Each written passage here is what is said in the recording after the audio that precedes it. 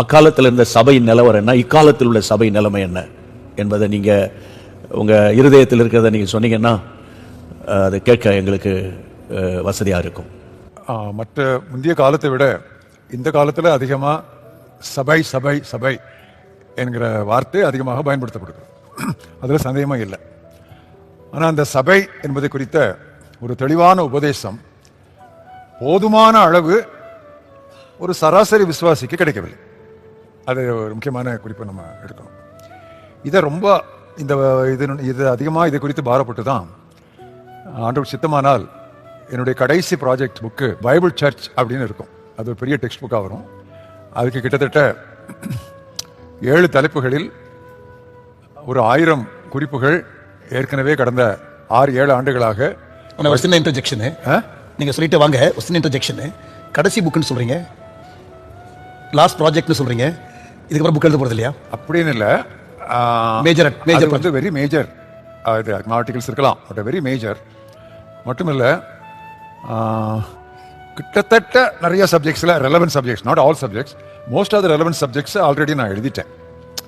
But இந்த சர்ச்சில் இந்த பர்டிகுலர் சப்ஜெக்டில் டைரெக்டாக அதை பற்றி எழுதலை. அங்கங்கே எல்லாம் எழுதியிருக்கிறேன், சர்ச் எப்படி இருக்கணும் என்ன அதெல்லாம் எழுதியிருக்கிறேன். பட் இதை ஒரு ட்ரெட்டைஸ் மாதிரி, ஒரு டெக்ஸ்ட் புக் மாதிரி அந்த அளவுக்கு நான் எழுதலை. அதை எழுதுறதுக்கு எனக்கு சில தடைகள் இருக்குது. ஒன்று வந்து போதுமான அளவு பொருட்கள் சேர்த்துட்டேன், படித்து நிறைய சேர்த்துட்டேன். 7 இதுகளில் கொண்டு வந்திருக்கிறேன். அது அந்த தலைப்புகள் பண்ண சொல்ல தேவையில்லை, கொண்டு வந்திருக்கிறேன். நான் அதை உட்காந்து எழுதணும்னு சொன்னால் எனக்கு அதை மட்டும் நான் உட்காந்து ஒர்க் பண்ணுறேன்னா எனக்கு 2 வருஷம் வேணும். அதை மட்டும் உட்காந்து நான் எழுதுறதுக்கு. அந்த 2 வருஷம் இப்போ எனக்கு கிடைக்கல. அது கொஞ்சம் தள்ளி போட்டுக்கிட்டே இருக்குது. ஏன்னா இடையில வரக்கூடிய மற்ற புத்தகங்களுடைய மறுபதிப்புகள், அதில் சில புது ஆர்டிகல்ஸ் அதெல்லாம் வந்துகிட்டே இருக்கிறனால எனக்கு அது டைம் போயிட்டு.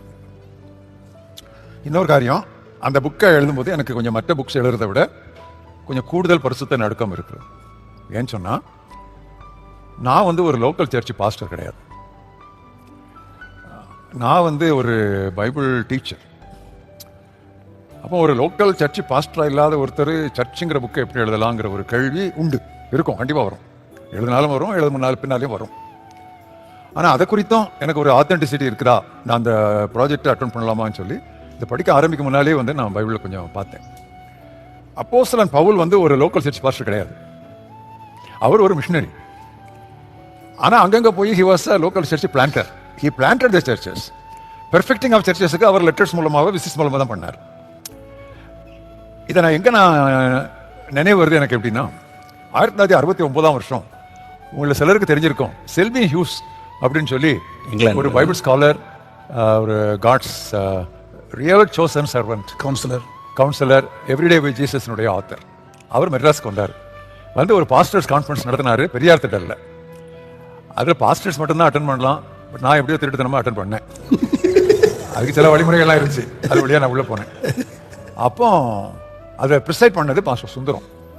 அப்போ பாஸ்டர் சுந்தரம் வந்து அவரை எப்படி இன்ட்ரோடியூஸ் பண்ணார்னா, he is a pastor to pastors, he is a shepherd to shepherds, and he is a teacher to teachers, and he is a leader to leaders introduce பண்ணார்.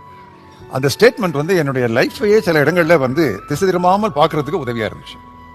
ஏன்னா நெடுகவே ஆண்டவர் நான் என்னை தம்பட்டம் அடிக்காமல் இருந்தாலும் ஒரு சாட்சியாக சொல்லணும்னா, I have been a shepherd to shepherds. ஏன்னா மிஷனரிஸ் எல்லாரும் வந்து போய் பிரசங்கம் பண்ணிட்டு வந்துட மாட்டாங்க, அங்கே சபை ஸ்தாபிப்பாங்க.